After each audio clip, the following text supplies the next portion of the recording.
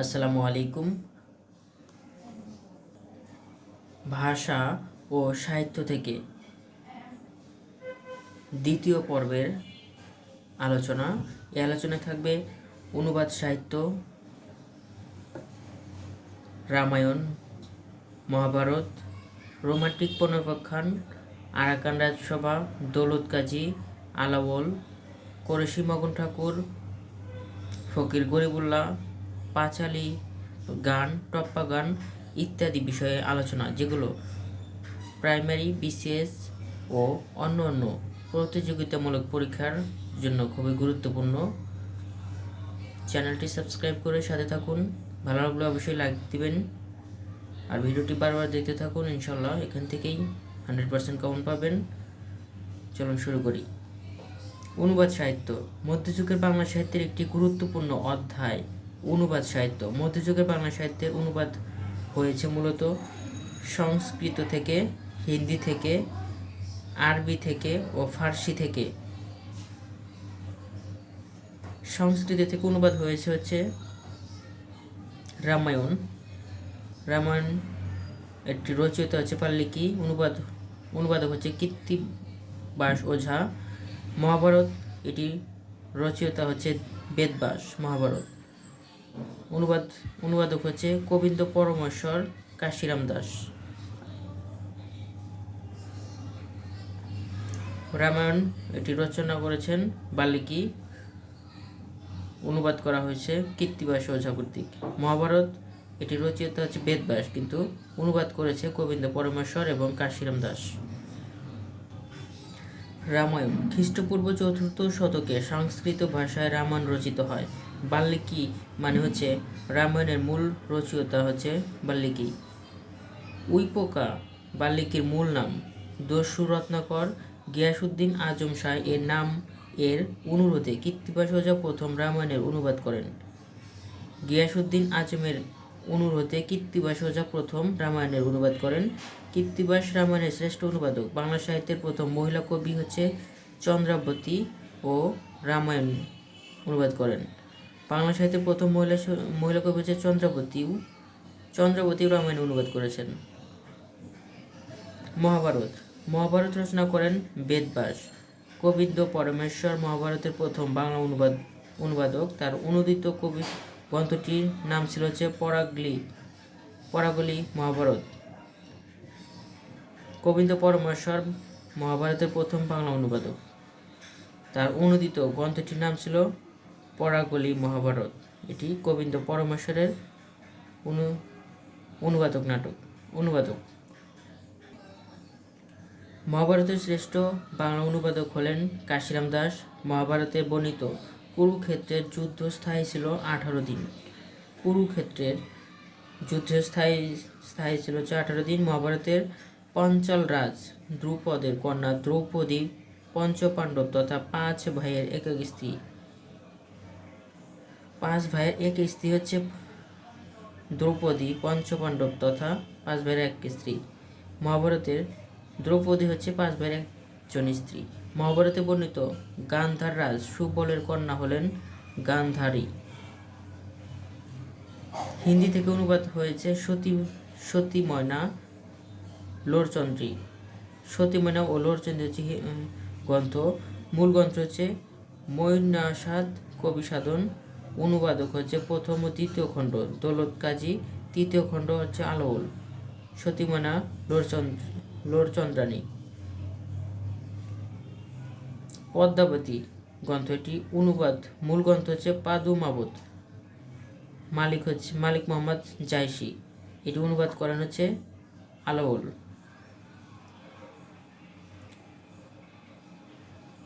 সতী ময়না এবং লোরচন্দ্র অনুবাদক গ্রন্থ। এটি মূল গ্রন্থ হচ্ছে মৈনাসাদ কবি সাধন। আর প্রথম এবং দ্বিতীয় খণ্ড দৌলত কাজী, তৃতীয় খণ্ড হচ্ছে আলাওল। পদ্মাবতী এটার মূল গ্রন্থ হচ্ছে পাদুমাবত। মালিক মোহাম্মদ জায়সির এটি অনুবাদ করেন হচ্ছে আলাওল। মধুমালতী মূল গ্রন্থ হচ্ছে মধুমালত মনঝন। এটি অনুবাদ করেন মোহাম্মদ কবির এবং সৈয়দ হামজা। আরবি থেকে অনুবাদ করা হয়েছে নবী বংশ। মূল গ্রন্থ হচ্ছে কিসাসুল আম্বিয়া। অনুবাদ করেছেন সৈয়দ সুলতান। তোফাতুন নেশায়ে ইউসুফ গদা মূল গ্রন্থ, অনুবাদ করেছেন হচ্ছে আলোল। ফার্সি থেকে অনুবাদের গ্রন্থগুলো হচ্ছে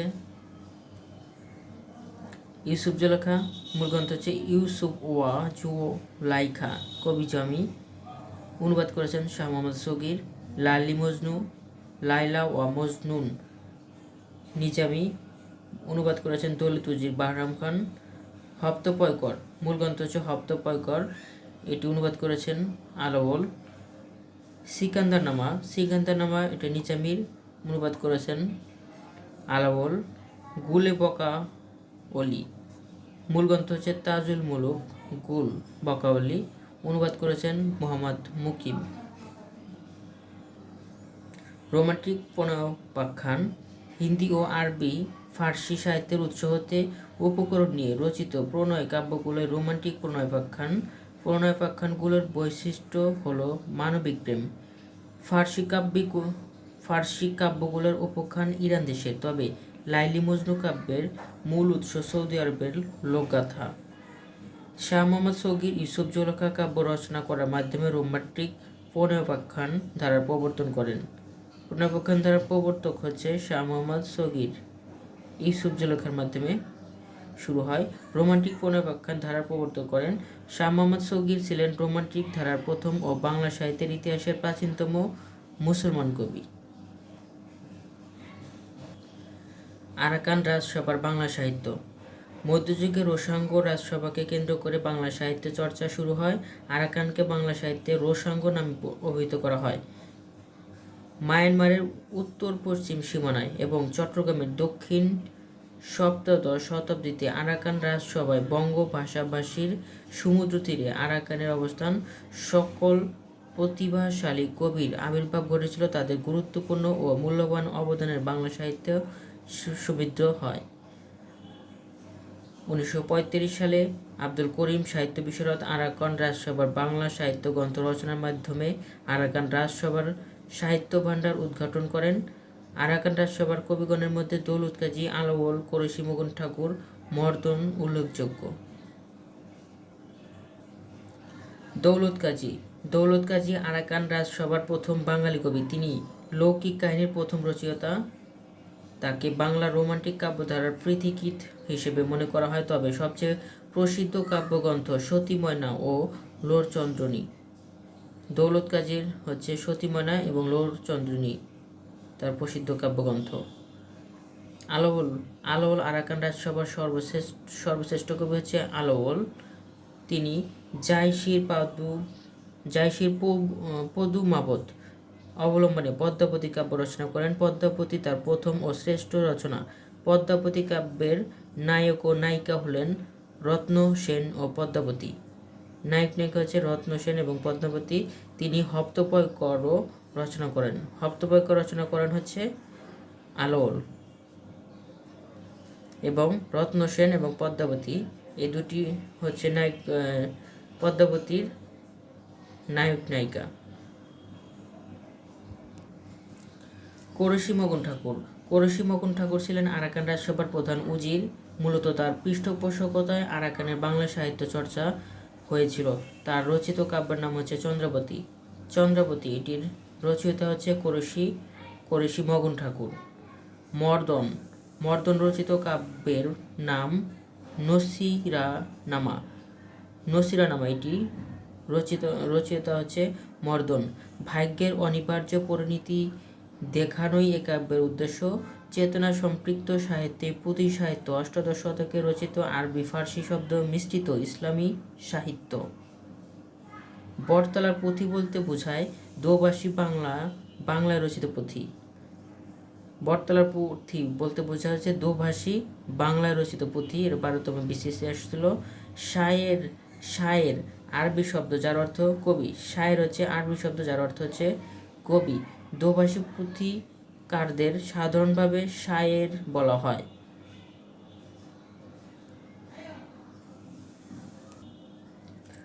ফকির গরিবুল্লাহ পুঁথি সাহিত্যের প্রথম সার্থক ও জনপ্রিয় কবি হচ্ছে ফকির গরিবুল্লাহ। আমির হামজা কাব্য রচনা করেন।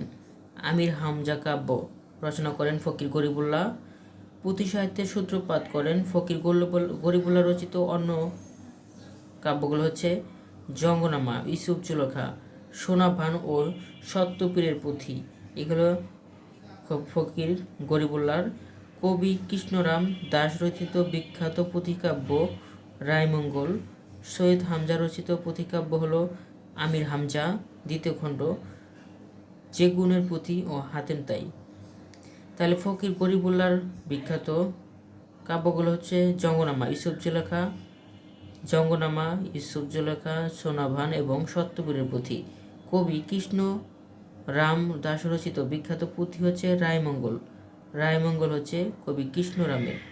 আর সৈয়দ হামজা রচিত পুঁথিকাব্য হচ্ছে আমির হামজা, নামের সাথে মিল আছে। সৈয়দ হামজা রচনা করেছেন হচ্ছে আমির হামজা, এবং যে গুণের পুঁথি এবং হাতেম তাই, এই তিনটি।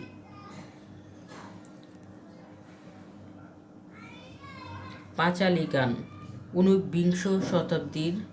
ঊনবিংশ শতাব্দীতে পাঁচালী গান এদেশে জনপ্রিয় হয়। পাঁচালী গানের রচয়িতার মধ্যে শক্তিশালী ছিলেন দাশরথী রায় হচ্ছে পাঁচালী গানের রচয়িতা শক্তিশালী। টপ্পা গান এক ধরনের গান। বাংলা টপ্পা গানের জনক ছিলেন নিধুবাবু বা রামনিধি গুপ্ত। টপ্পা গানের জনক হচ্ছে নিধুবাবু বা রামনিধি গুপ্ত। নিধুবাবুর একটি গান ভাষা বন্দনায় চমৎকার নির্দেশন। নানান দেশের নানান ভাষা বিনে স্বদেশী ভাষায় পুরো কি আশা, এটি স্বদেশী কাব্যগ্রন্থের একটি লাইন। নিধুবাবুর একটি ভাষা বন্দনায় চমৎকার নির্দেশন, সেটি হচ্ছে নানান দেশের নানান ভাষা বিনে স্বদেশী ভাষায় পুরো কি আশা, এটি হচ্ছে নিধুবাবুর বিখ্যাত বন্দনা, বিখ্যাত একটি গানের ভাষা এটি নিধুবাবুর। শাক্ত পদাবলী। শক্তির অধিষ্ঠাত্রী দেবী অর্থাৎ শ্যামাকে নিয়ে রচিত পদাবলীকে শাক্ত পদাবলী বলে। শাক্ত পদাবলী সুমিত্র ঘটে অষ্টাদশ শতাব্দীতে। শাক্ত পদাবলীর জন্য বিখ্যাত কবি হলেন রামপ্রসাদ সেন। আধুনিক যুগ। ঊনবিংশ শতকের গোড়ার দিকে দলিল কিংবা চিঠিপত্রের বাইরে পুস্তকে বাংলা ভাষা গদ্যরূপে ব্যবহার শুরু হয়। এ সময়কে বাংলা সাহিত্যের আধুনিক যুগের সূচনা হিসেবে বিবেচনা করা হয়। আধুনিক যুগের বৈশিষ্ট্য: মানবীয় আবেদন, ব্যক্তি স্বাতন্ত্র্য, সমাজবোধ, দেশপ্রেম বা জাতীয়তাবোধ, মুক্ত বুদ্ধি, অলঙ্কার, গীতি, কবিতা প্রভৃতি আধুনিক যুগের সাহিত্যের বৈশিষ্ট্য। বাংলা গদ্যের বিকাশ।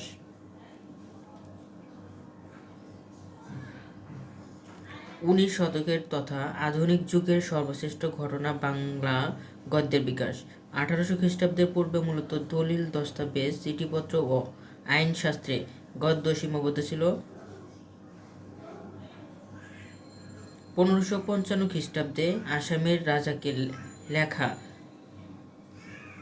কোচবিহারের রাজার একটি পত্রকে বাংলা গদ্যে প্রাপ্ত প্রাচীনতম নিদর্শন বলে মনে করা হয়। 1743 খ্রিস্টাব্দে পর্তুগালের রাজধানী লিসবন থেকে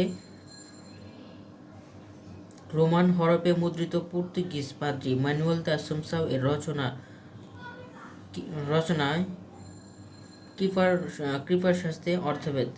কৃপার শাস্ত্রের অর্থভেদ গ্রন্থটি বাংলা গদ্যে প্রাথমিক নিদর্শন হিসেবে উল্লেখযোগ্য। এটি বাংলা গদ্য ভাষায় আদিগ্রন্থ। ভারতীয় উপমহাদেশে ছাপাখানার ইতিহাস। ভারতবর্ষে সর্বপ্রথম ছাপাখানার প্রবর্তন করেন পর্তুগিজরা। 1497 সালে ভারতবর্ষে এসে দক্ষিণ ভারতের গোড়ায় উপনিবেশ স্থাপনের পর তারা ইউরোপ হতে দুটি মুদ্রণ যন্ত্র এনে 1498 সালে ভারতীয় উপমহাদেশে স্থাপন করা হয়েছে। 1498 সালে ভারত মহাদেশে সর্বপ্রথম ছাপাখানার প্রবর্তন করানো হচ্ছে পর্তুগিজরা। 1947 সালে ভারতবর্ষে এসে দক্ষিণ ভারতে গোড়ায় উপনিবেশ স্থাপনের পর তারা ইউরোপ হতে দুটি মুদ্রণ যন্ত্র এনে 1948 সালে স্থাপন করে। Serampore mission. Serampore mission church 1800 সালে 10 জানুয়ারি প্রতিষ্ঠিত হয়। 18 খ্রিস্টাব্দে শ্রীরামপুর মিশনের উইলিয়াম ওয়ার্ড ও জেসি মার্সম্যানের সহায়তায় উইলিয়াম কেরি মুদ্রণ যন্ত্র স্থাপন করেন। বাংলা গদ্য চর্চায় যে সকল প্রতিষ্ঠান গুরুত্বপূর্ণ ভূমিকা রেখেছে শ্রীরামপুর মিশন সেগুলোর মধ্যে অন্যতম। বাংলায় বাইবেল অনুবাদ করে ধর্মপ্রচারে বৃত্তি হয়েছিলেন উইলিয়াম কেরি ও জোশুয়া মার্সম্যান। বাইবেলের অনুবাদক প্রকাশের মাধ্যমে বাংলা গদ্য চর্চা খোদাই করেন। চার্লস উইলকিন্স বাংলা মুদ্রাক্ষরের জনক বলা হয়। চার্লস উইলকিন্সকে বাংলা মুদ্রাক্ষরের জনক বলা হয়। তার নির্দেশনায় অনুযায়ী পঞ্চানন কর্মকার বাংলা অক্ষর নতুন গতি পায়। 1818 খ্রিস্টাব্দে শ্রীরামপুর মিশন থেকে বাংলা সাহিত্যের প্রথম সাময়িক পত্র। 1818 সালে শ্রীরামপুর মিশন থেকে বাংলা ভাষার প্রথম সাময়িক পত্র দিগদর্শন এবং সমাচার দর্পণ নামক পত্রিকা প্রকাশিত হয়। সমাচার দর্পণের সম্পাদক ছিলেন জন ক্লার্ক মার্সম্যান।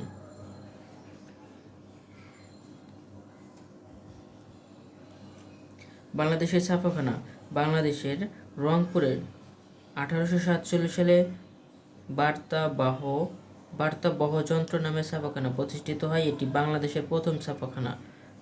1847 সালে স্থাপিত হয় রংপুরে বার্তাবহ যন্ত্র নামে। ঢাকা বাংলা প্রেস নামে প্রথম ছাপাখানা প্রতিষ্ঠিত হয় 1860 সালে। এ সময় এ প্রেস হতে 1860 সালে দীনবন্ধু মিত্রের নীল দর্পণ নাটকটি মুদ্রিত হয়। বাংলাদেশের প্রথম রংপুরে স্থাপিত 1847 সালে রংপুর বার্তাবহ নামে। আর ঢাকা বাংলা প্রেস নামে ছাপাখানা প্রতিষ্ঠিত 1860 সালে। আর 1860 সালে প্রকাশিত প্রথম গ্রন্থ হচ্ছে নীল দর্পণ নাটকটি দীনবন্ধু মিত্রের। বাংলা গদ্যের বিকাশে ফোর্ট উইলিয়াম কলেজ বাংলা গদ্য বিকাশের অনন্য ভূমিকা পালনকারী প্রতিষ্ঠান হচ্ছে ফোর্ট উইলিয়াম কলেজ। 1800 সালে 4 মে কলকাতার লর্ড ওয়েলেসলি কর্তৃক প্রতিষ্ঠিত হয়। 1800 সালে 4 মে কলকাতায় লর্ড ওয়েলেসলি কর্তৃক প্রতিষ্ঠিত হয়। 1801 সালে 24 নভেম্বর ফোর্ট উইলিয়াম কলেজে বাংলা বিভাগ চালু হয়। 26তম বিসিসি আসছিল 1800 সালে 4 মে। আর 1801 সালে 4 November, May, June, July, August, September, October, November অর্থাৎ 1800 সালে কলকাতায় ফোর্ট উইলিয়াম কলেজ প্রতিষ্ঠিত হয়। 1801 সালে ফোর্ট উইলিয়াম কলেজে বাংলা বিভাগ চালু হয়। ফোর্ট উইলিয়াম কলেজের পণ্ডিত ছিলেন উইলিয়াম কেরি, মৃত্যুঞ্জয় বিদ্যালঙ্কার, রামরাম বসু, গোলকনাথ শর্মা প্রমুখ ব্যক্তিত্ব। ফোর্ট উইলিয়াম যুগের সবচেয়ে বেশি গ্রন্থের রচয়িতা হচ্ছে মৃত্যুঞ্জয় বিদ্যালঙ্কার। তার ফোর্ট উইলিয়াম কলেজের পণ্ডিত ছিলেন, এগুলো important, William Carey, Mrityunjay Vidyalankar, Ramram Basu, Golaknath Sharma প্রমুখ। সবচেয়ে বেশি গ্রন্থ রচয়িতা হচ্ছে Mrityunjay Vidyalankar. William Carey Fort William কলেজের বাংলা বিভাগের প্রধান ছিলেন উইলিয়াম কেরি। ফোর্ট উইলিয়াম কলেজের বাংলা বিভাগের প্রধান ছিলেন কিন্তু উইলিয়াম কেরি। উইলিয়াম কেরির কথোপকথন বাংলা ভাষার প্রথম মুদ্রিত গ্রন্থ। কথোপকথন এটি হচ্ছে বাংলা ভাষার প্রথম মুদ্রিত গ্রন্থ, যার রচয়িতা হচ্ছে উইলিয়াম কেরি। বাংলা গদ্যের বিকাশে বিদেশি পণ্ডিত হিসেবে উইলিয়াম কেরির অবদান সর্বাধিক। রামরাম বসু রাজা প্রতাপাদিত্য চরিত্র বাঙালি লেখা প্রথম মুদ্রিত গ্রন্থ। হচ্ছে প্রতাপাদিত্য চরিত্র। রামরাম বসুর উইলিয়াম কেরি বাংলা শিখেছেন রামরাম বসুর কাছে। রামরাম বসু কেরি সাহেবের মুন্সি নামে পরিচিত। রামরাম বসুর লিপিমালা বাংলা সাহিত্যের প্রথম পত্র সাহিত্য।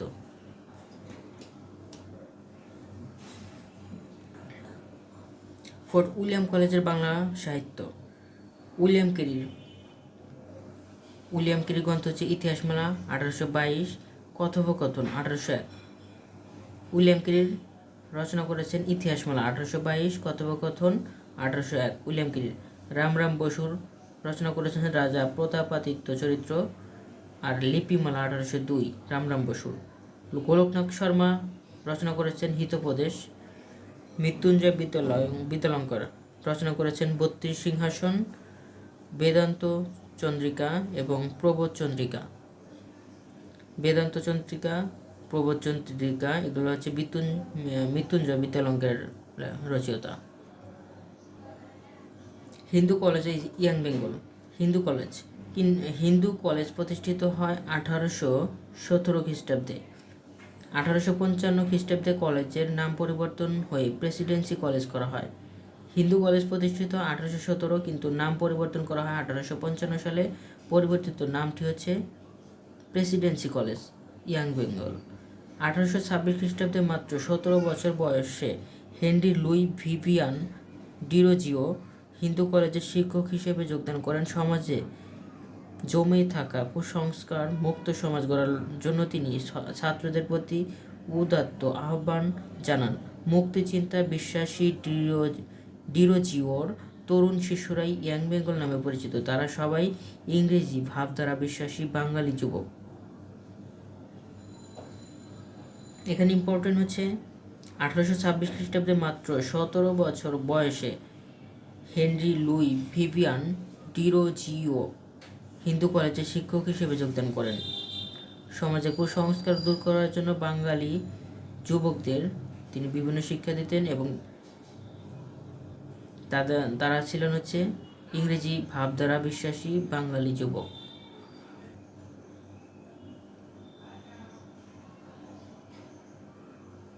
আঠারোশো 1831 খ্রিস্টাব্দে ইয়াং বেঙ্গল প্রথমে আত্মপ্রকাশ করে।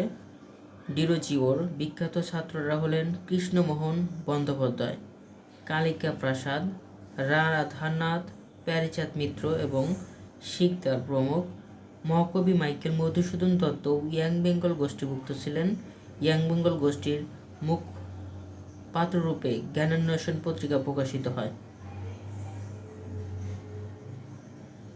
বঙ্গীয় মুসলিম সাহিত্য সমিতি 1895 সালে বাঙালি মধ্যবিত্তের সাহিত্য চর্চার ক্ষেত্রে হিসেবে প্রতিষ্ঠিত বঙ্গীয় সাহিত্য পরিষদে মুসলমানদের গুরুত্ব উপেক্ষিত হওয়ায় 1911 সালে প্রতিষ্ঠিত হয় বঙ্গীয় মুসলিম সাহিত্য সমিতি। 1911 সালে প্রতিষ্ঠিত হয় বঙ্গীয় মুসলমান সাহিত্য সমিতি প্রতিষ্ঠিত হয় 1911 সালে।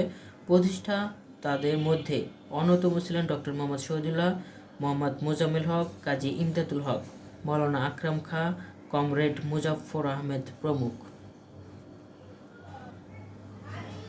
ঢাকা মুসলিম সাহিত্য সমাজ ও শিক্ষা গোষ্ঠী 19 জানুয়ারি 1926 খ্রিস্টাব্দে ঢাকা সমাজ সংস্কারের অগ্রণী ভূমিকা পালনকারী কতিপয় মুসলমান লেখক সাহিত্যিক গোষ্ঠী মুসলিম সাহিত্য সমাজ নামক একটি প্রগতিশীল সমাজ প্রতিষ্ঠা করেন। 19 জানুয়ারি 1926 খ্রিস্টাব্দে ঢাকায় সংস্করণের জন্য ঢাকায় সমাজ সংস্করণের অগ্রণী ভূমিকা পালনকারী কতিপয় মুসলমান লেখক সাহিত্যিক গোষ্ঠী মুসলিম সাহিত্য সমাজ নামক একটি সমাজ প্রতিষ্ঠা করেন। তাহলে মুসলিম সাহিত্য সমাজ প্রতিষ্ঠিত হয় 19 জানুয়ারি 1926 খ্রিস্টাব্দে ঢাকায়। এই সংগঠনের মাধ্যমে মুক্ত বুদ্ধি আন্দোলনের সূত্রপাত হয়। মুসলিম সাহিত্য সমাজের মাধ্যমেই মুক্ত বুদ্ধি আন্দোলনের সূত্রপাত হয়। শিক্ষা পত্রিকা প্রকাশিত হয় 1927। এদের বার্ষিক মুখপত্র।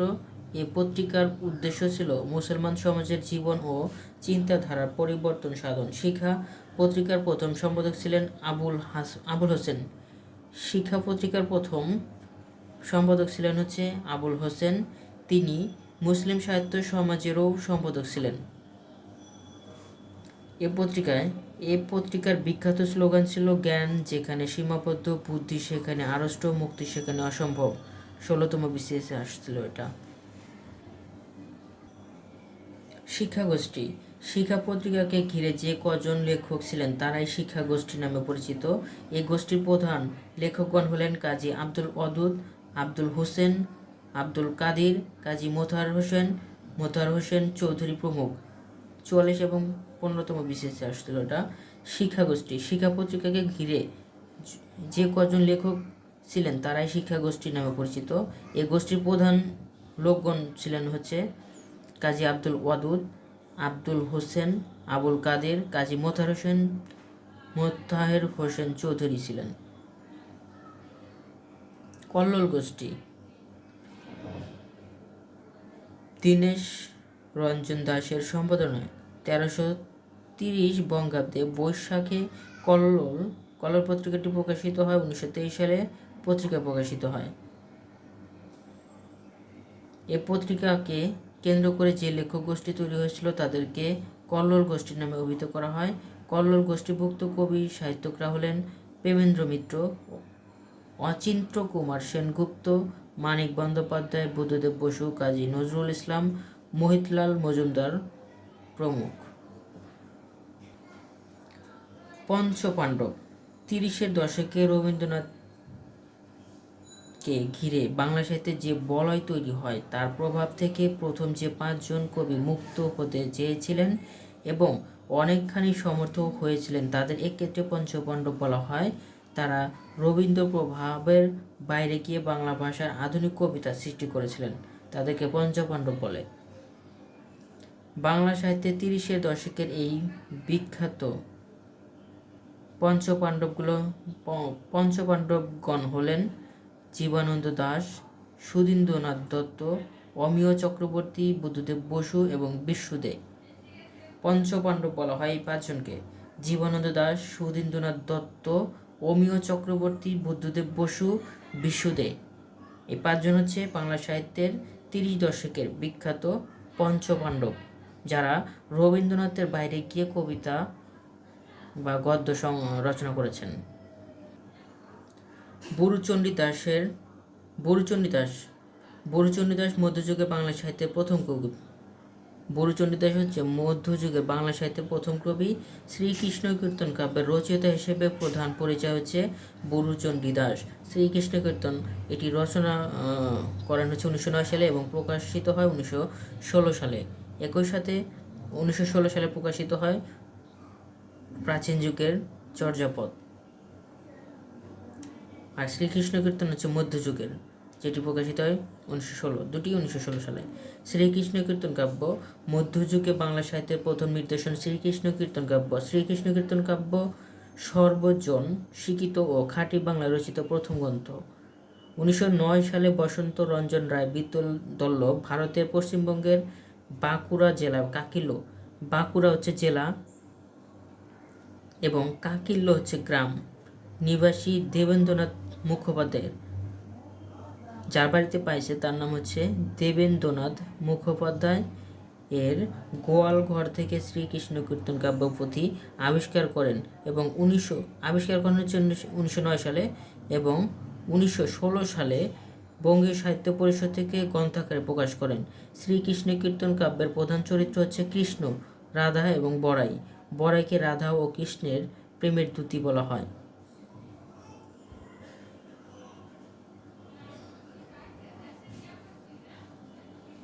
নাটগীতি বা নাট্যগীতি এই কাব্যটিতে 13টি খণ্ড বিভক্ত ছিল। নাটগীতিতে খণ্ড ছিল হচ্ছে 13টি।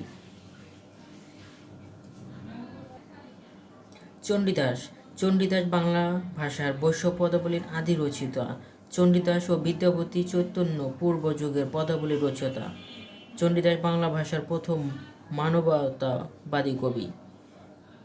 চণ্ডীদাস বাংলা ভাষার বৈশ্য পদাবলীর আদি রচয়িতা। চণ্ডীদাস ও বিদ্যাপতি চৈতন্য পূর্ব যুগের পদাবলীর রচয়িতা। চণ্ডীদাস বাংলা ভাষার প্রথম মানবতাবাদী কবি। চণ্ডীদাসের বিখ্যাত উক্তি হচ্ছে, শুনো মানুষ ভাই, সবার উপর মানুষত্ব তাহার উপর নাই।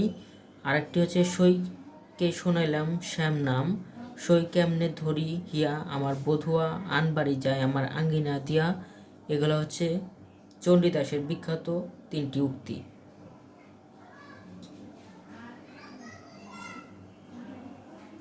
ধন্যবাদ এতক্ষণ সাথে থাকার জন্য।